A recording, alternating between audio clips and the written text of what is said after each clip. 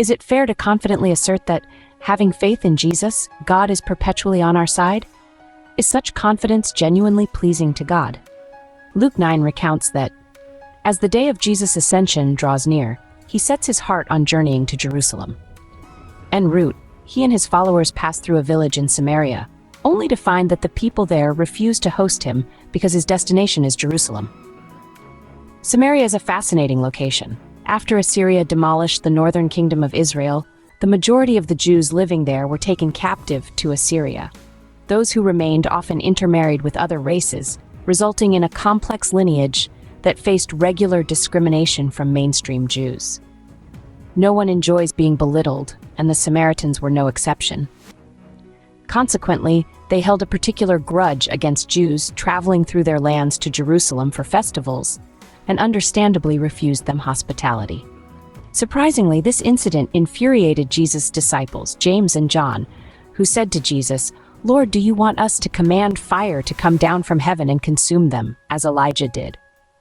Their anger was palpable and murderous. What was Jesus' stance on this extremist mindset? Jesus turned and rebuked his disciples, saying, "You do not know what manner of spirit you are of. The Son of Man did not come to destroy lives but to save them." He then proceeded to another village. Extremism is a dangerous social phenomenon, manifesting in various forms such as sports, culture, race, sex, condemnation, and politics. It is characterized by a disdain for others, a denial of their rights, and a refusal to recognize their humanity. However, most religious individuals dislike the term. Beyond its derogatory connotations, they fear being implicated, as they are often staunch unilateralists, trapped in the confines of their religion, oblivious to their predicament. Many people tend to believe that religion is the root cause of wars and slaughter. Yet from a political standpoint, most violence is rooted in secular political jungle laws, and it's unjust to blame religion entirely. Religion is not an independent social form. It only erupts emotionally under pressures from external invasions and internal oppressions. This doesn't imply any extremist values. Jesus understood his disciples' state very well. So Jesus told his disciples, "You do not know what manner of spirit you are of." He meant that the disciples hadn't yet grasped their condition. They assumed they were like the prophet Elijah, able to obliterate adversaries with miracles.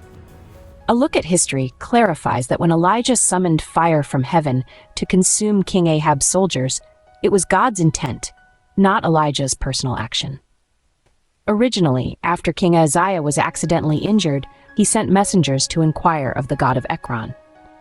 God dispatched Elijah to intercept the messengers and prophesy Ahaziah's death.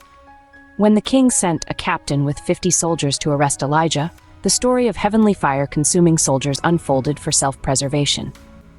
Jesus pointed out to his disciples the Son of Man did not come to destroy lives but to save them.